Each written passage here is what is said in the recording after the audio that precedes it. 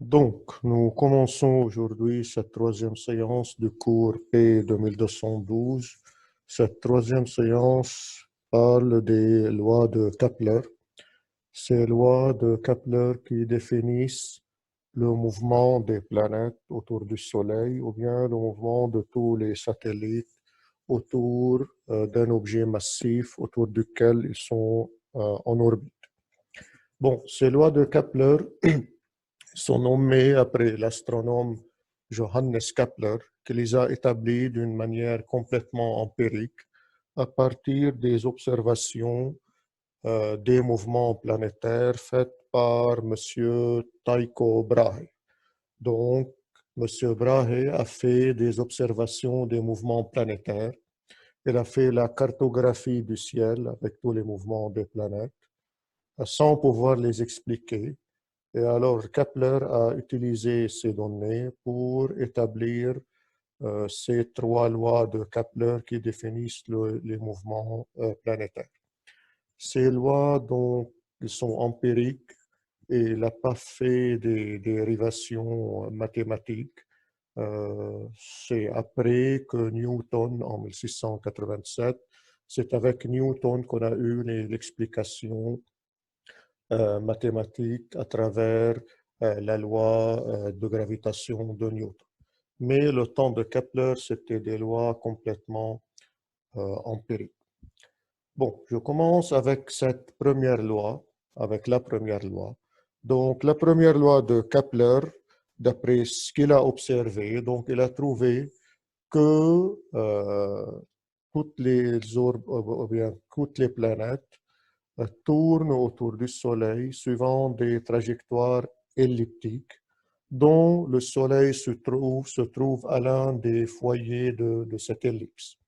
Donc, cette loi s'appelle la loi des orbites. Donc, les trajectoires planétaires sont des ellipses autour du Soleil. Le Soleil occupe un foyer de l'ellipse. Bien sûr, la masse du Soleil étant beaucoup plus grande que la masse de la planète, donc le centre de masse de ce système Soleil-planète est presque confondu ou bien très proche du centre du Soleil. Bon, pour ceux qui ne savent pas ce que c'est une ellipse, donc je vous montre cette figure-là. Donc, vous trouvez une ellipse, c'est une trajectoire fermée qui ressemble un peu à un cercle qui est aplati.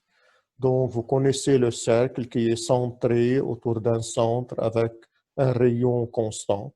Dans ce cas, le rayon d'une ellipse n'est pas constant. Il passe par un maximum qui est cette distance A sur l'axe X. Il passe par un minimum qui est cette distance B sur l'axe Y. Donc, on a un rayon maximal A, un rayon minimal B, et donc le rayon varie entre A et B en faisant le tour autour du centre du repère O. Là, j'ai fait le dessin centré autour d'un repère XY, mais O n'est pas le centre de l'ellipse. C'est pas comme un cercle. Donc, il n'y a pas un centre O de l'ellipse. Il y a deux foyers qui sont F et F'. Donc, l'ellipse possède deux foyers, F et F'. Dans notre cas du système solaire, le Soleil occupe un de ces foyers. Donc là, ce qui est en jaune, là, ça représente le Soleil qui se trouve au foyer F ou F', comme vous voulez. Donc, le Soleil se trouve sur un foyer et la planète, par exemple la Terre qui est en vert, tourne autour de ce Soleil sur cette trajectoire elliptique. Donc, c'est une ellipse de foyer, le Soleil sur un foyer, la Terre sur la trajectoire elliptique. Donc, il y a une particularité aussi de cette ellipse, ce qu'on appelle le paramètre, ce qu'on appelle l'excentricité. C'est un paramètre qui nous explique ou bien qui nous montre combien cette trajectoire est loin d'être un cercle. Loin d'être un cercle parce que l'excentricité d'un cercle est 0 et donc c'est un paramètre qui varie entre 0 et 1. Du fait que l'équation de l'ellipse est celle-ci, donc x2 sur A2 plus y2 sur B2 est égal à 1. Donc A étant le rayon maximal, B le rayon minimal. Donc je vous rappelle que l'équation du cercle, c'est x2 sur R2 plus y2 sur R2 qui est égal à 1, ou bien x2 plus R2 qui est égal à R2. Dans le cas d'un cercle, le rayon est constant, donc A est égal à B est égal au rayon R. Dans le cas de l'ellipse, A est différent de B, donc l'équation est la suivante. Donc, x2 sur A2 plus y2 sur B2 qui est égal à 1. Donc, ce paramètre qui est l'excentricité est donné par l'équation suivante. Donc, E, c'est la racine de 1 moins B carré sur A carré. Et donc, pour trouver les foyers OF ou bien OF', donc je vous rappelle que OF est égal à OF', est égal à E fois A. Donc, l'excentricité fois le grand rayon A. Donc, si vous multipliez ce E par A, donc ça vous donne que la distance OF, donc A, si on met A à l'intérieur de la racine, donc ça devient A carré, donc ça nous donne la racine de A carré moins B carré. Donc, cette distance OF, ou bien OF' est égale à racine de A carré moins B carré, ou bien à E fois A. Bon, revenons à l'exemple Terre-Soleil. Bon, la trajectoire de la Terre autour du Soleil, elle a une excentricité de 0,0167. Donc, vous remarquez bien que c'est une valeur très proche de 0. Donc, c'est une trajectoire presque circulaire. Donc, ce dessin-là, il est un peu exagéré, ou bien tous les dessins que vous voyez dans les reportages d'astronomie ou bien dans les livres d'astronomie sont des dessins un peu exagérés pour bien montrer la forme elliptique de la trajectoire. Pourtant, la trajectoire réelle est très proche d'un cercle vu que son excentricité est très proche de 0. Bon, il y a d'autres paramètres concernant l'ellipse. Il y a cette distance entre le foyer et ce point, donc cette distance qu'on appelle RA, c'est la distance qu'on appelle l'aphélie. Donc, c'est la distance de la trajectoire qui est la plus loin du foyer F. Donc, si on prend l'exemple Soleil-Terre, donc quand la Terre se trouve en ce point, donc le point le plus loin du Soleil, donc c'est l'aphélie. Quand la Terre se trouve en ce point, qui est le point le plus proche du Soleil, on appelle ça le périphélie. Donc l'aphélie, c'est le point le plus loin du Soleil sur la trajectoire, et le périphélie, c'est le point le plus proche du Soleil sur la trajectoire d'une planète. Bon, donc c'est les paramètres principaux d'une ellipse qu'on va utiliser dans ce cours.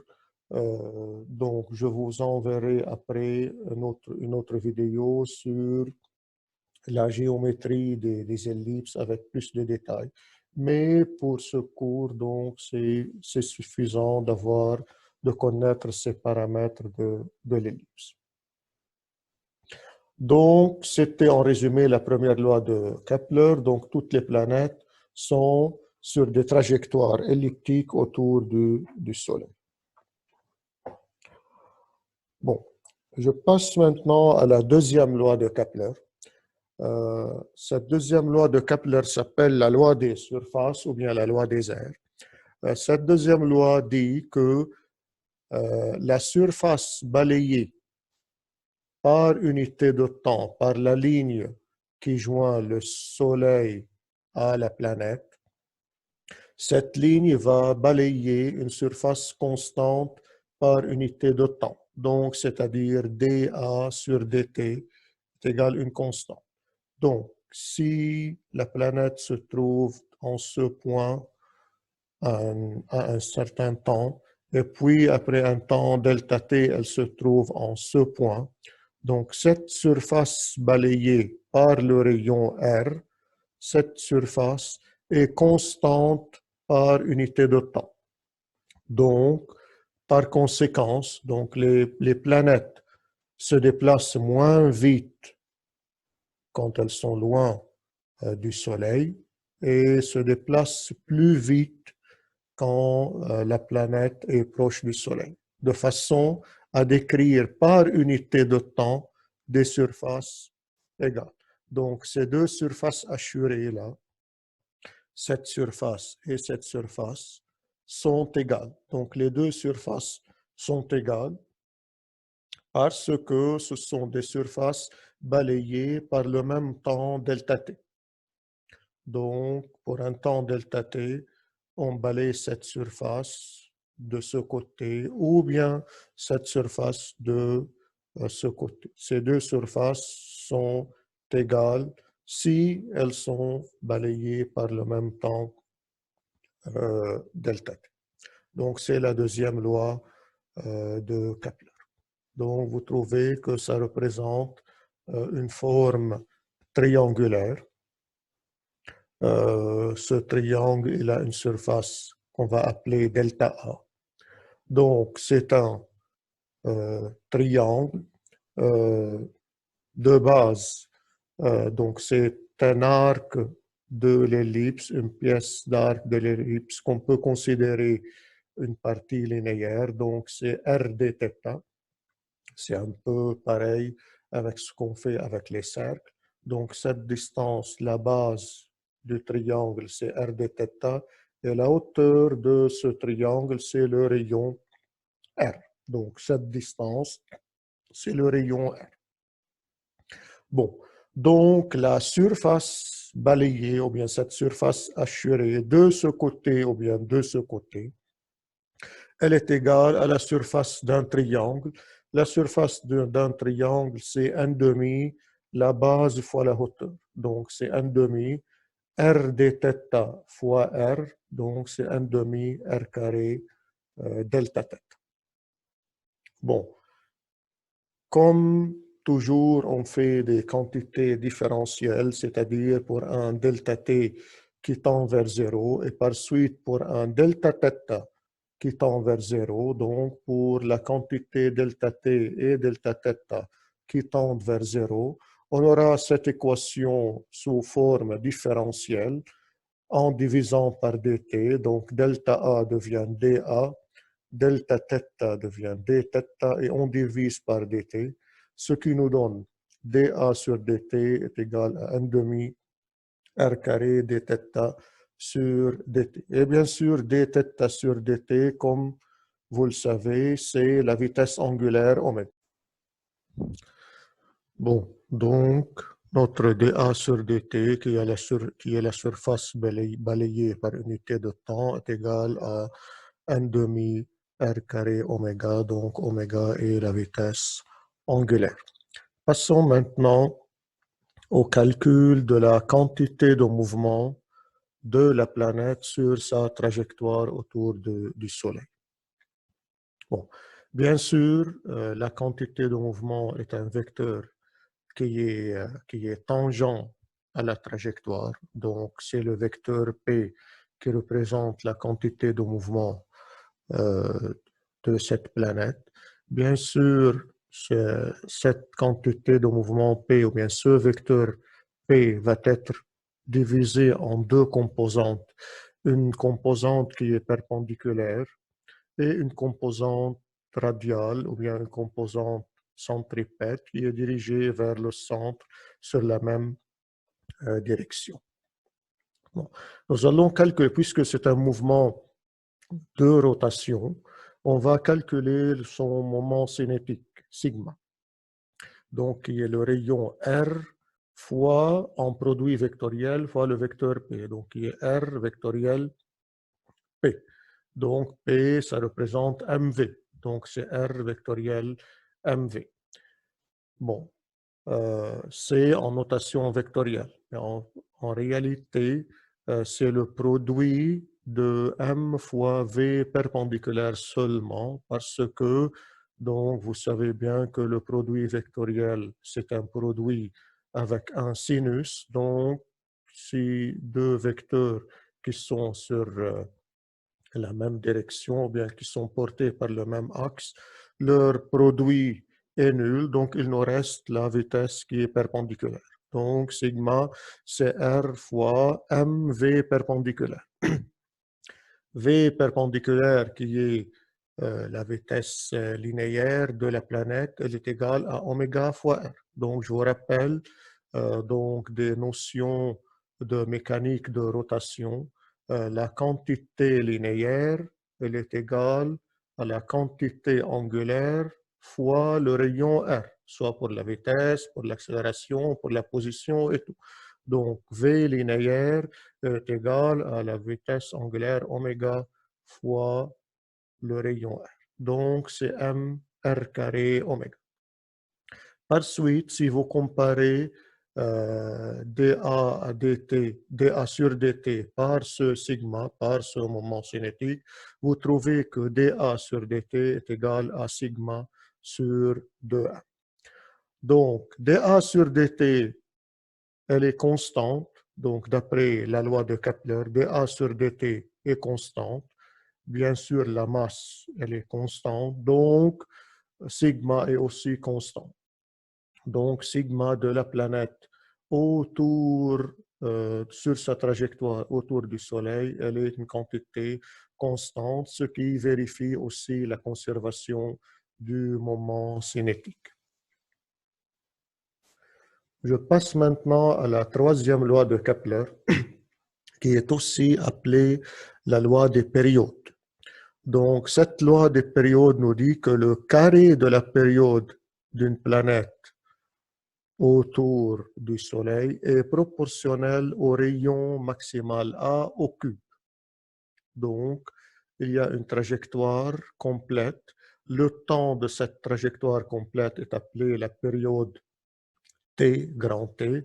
Ce T au carré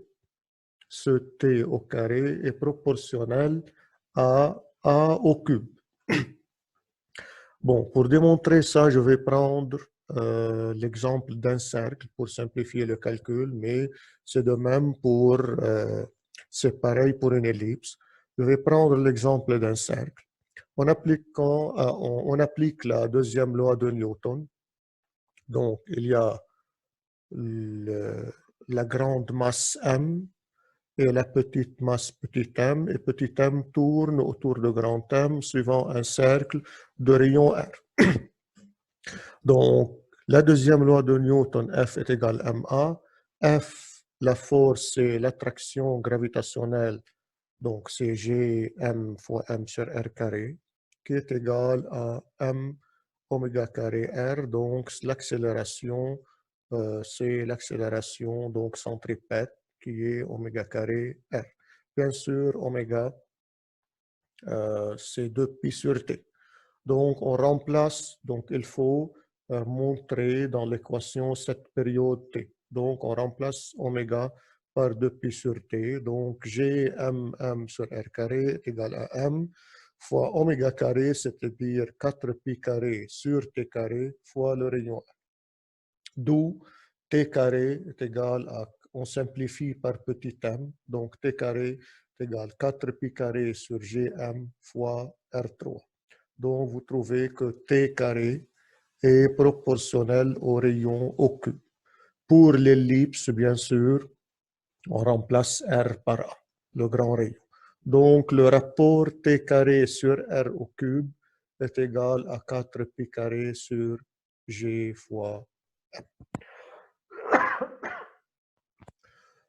Donc, vous remarquez que cette quantité 4pi carré sur Gm dépend seulement de la masse grand M de l'objet qui est au centre.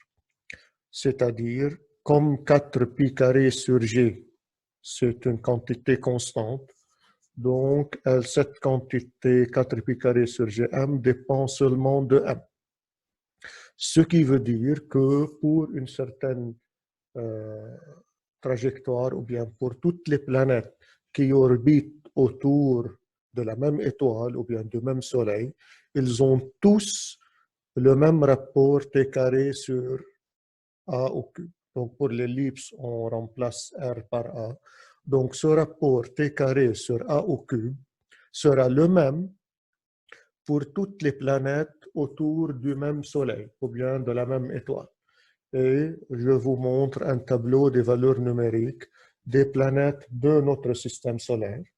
Par exemple, la Terre, qui a une période d'une année, la A est donnée par 10 mètres, la période elle est donnée en année, et voilà le rapport T carré sur A au cube. Donc pour la planète Terre, donc la période est une année, A est à peu près 15 par 10 à la puissance 10 mètres, ce qui nous donne un rapport T carré sur A cube de 2,96. Et ainsi de suite pour toutes les planètes du système solaire, vous trouvez que le rapport est presque le même, autour de 2,9, 2,93, 2,9. Donc, ce qui nous montre expérimentalement par des valeurs numériques la validité de cette troisième loi de Kepler qui est la loi des périodes. Bon, la planète Pluton n'est plus considérée officiellement comme planète, mais bon, c'est toujours un objet qui tourne autour du Soleil. Je vous donne un petit exemple numérique. La comète Halley, c'est la comète qui tourne autour du Soleil avec une période de 76 ans. Donc, elle passe proche de la Terre. Elle est observable tous les 76 ans. Bon, en 1986, cette comète, elle se trouvait à son périphérie, donc le point le plus proche du Soleil, ce point. Elle se trouvait sur ce point, le périphérie, le point le plus proche du Soleil, qui est à une distance de 8,9, 10 à la puissance 10 mètres. Donc la question, c'est trouver son aphélie, donc trouver la distance à ce point. Donc trouver ce point-là, qui est le point le plus loin du Soleil. Bon, je vous rappelle que, voilà, vu la géométrie de l'ellipse, que RA, l'aphélie, plus RP, la périphérie, est égale à 2 fois A, puisque là, la distance, c'est A, et ici, c'est A, donc cette distance complète est 2 fois A. Or, d'après la troisième loi de Kepler, on a T carré égale 4 pi carré sur Gm A au cube. Donc, on peut déduire que A est égal Gm T carré sur 4 pi carré à la puissance 1 tiers. Donc, je vous donne ici la masse du Soleil qui est 1,99 10 à la puissance 3 kg et la période donc 76 ans, si vous transformez ça en secondes, vous aurez 2,4 par 10 à la puissance 9 secondes. Donc, vous faites l'application numérique, vous trouvez que A est égal à 2,7 par 10 à la puissance 12 mètres. Donc, cette distance de F jusqu'à ce point le plus loin de l'ellipse, on a 2,7 par 10 à la puissance 12 mètres. Bon, trouvons maintenant l'excentricité de cette trajectoire de la planète Halley. Donc, E fois A est égal à A moins RP. Je vous rappelle que OF ou bien OF' est égal à EA. Donc, c'est égal à la distance A, ce rayon complet, moins cette distance RP. Donc, EA est égal à A moins RP, à A moins RP. Donc, E est égal à A moins RP sur A, donc 1 moins RP sur A, ce qui correspond, en faisant l'application numérique, ce qui correspond à 0,98. Donc là, contrairement à la trajectoire de la Terre, vous trouvez que c'est une valeur proche de 1. Donc loin de 0, elle est proche de 1. Ce qui nous montre que c'est une trajectoire qui est très elliptique, très allongée.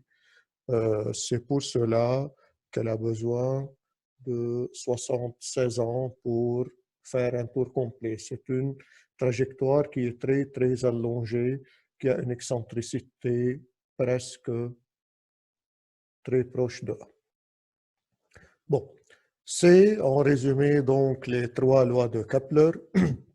Je vais passer maintenant à un autre type de calcul, c'est le calcul de l'énergie des satellites qui sont en orbite autour d'un objet massif, donc soit les planètes autour du Soleil ou bien soit les petits satellites qui sont autour de notre planète Terre. Donc ces objets ont des énergies. Ils ont des énergies qu'on va calculer. Bon, je donne un exemple. On va supposer un satellite qui tourne autour de la Terre sur une trajectoire elliptique.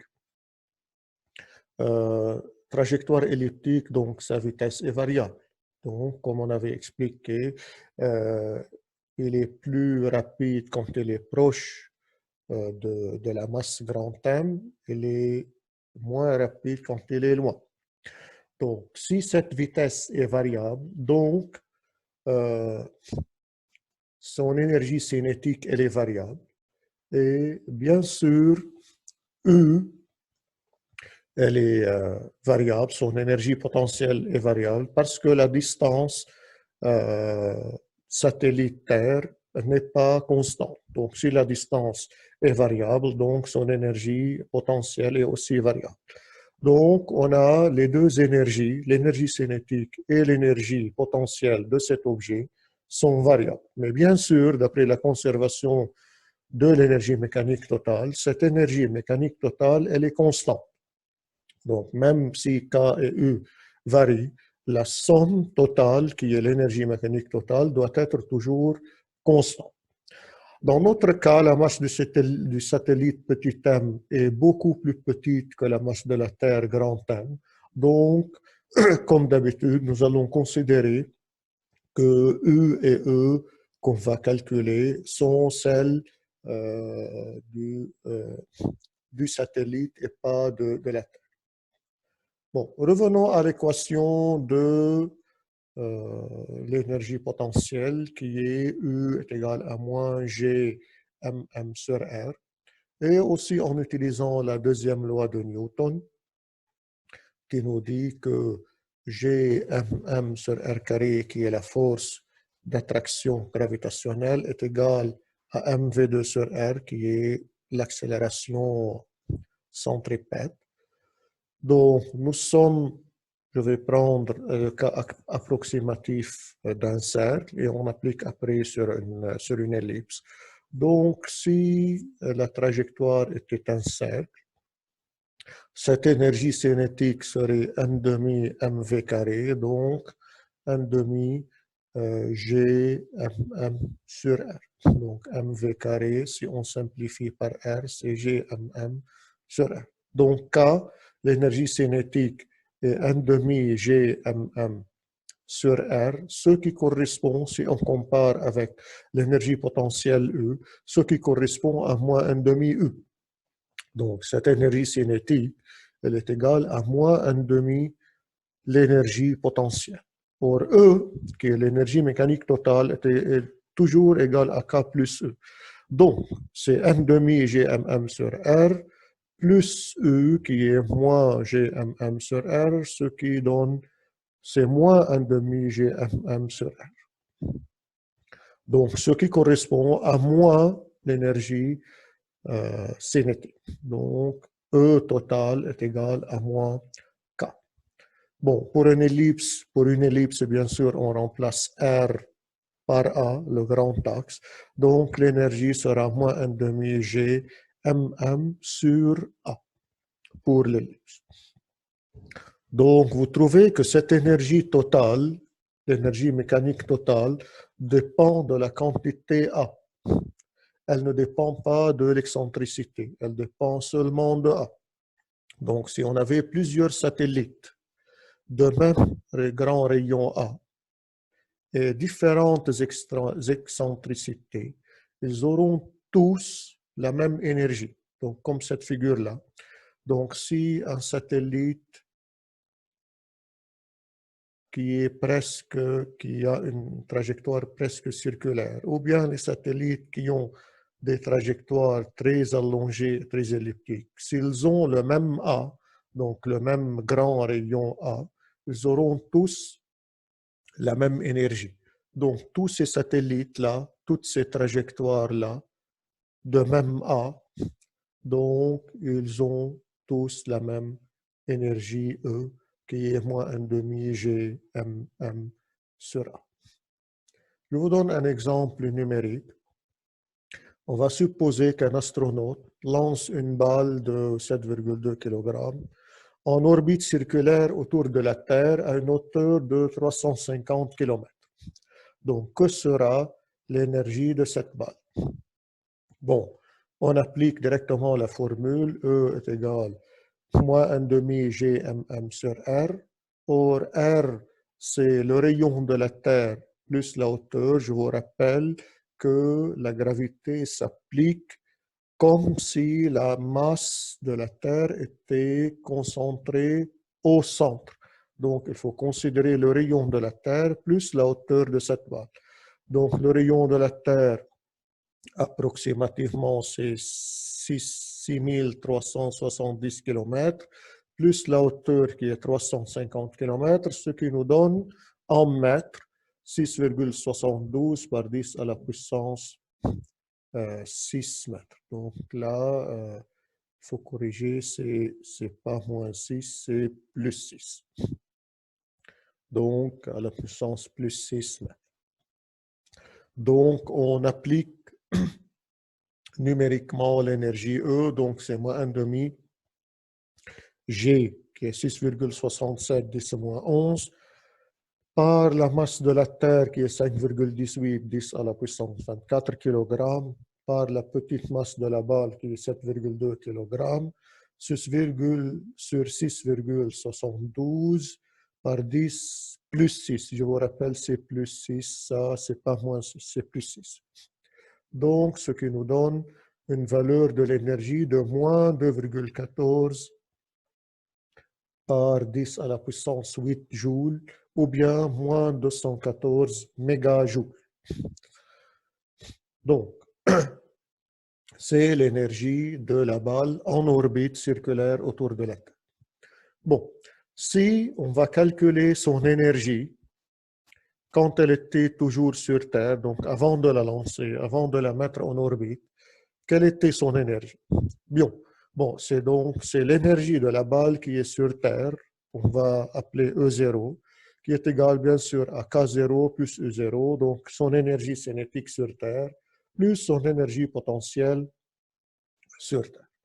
Bon, l'énergie potentielle, c'est U0, donc moins GMM sur R, donc ce qui correspond à moins la valeur de G, la masse de la Terre, la masse de la balle sur le rayon R, donc ce qui nous donne une valeur de moins 451 mégajoules.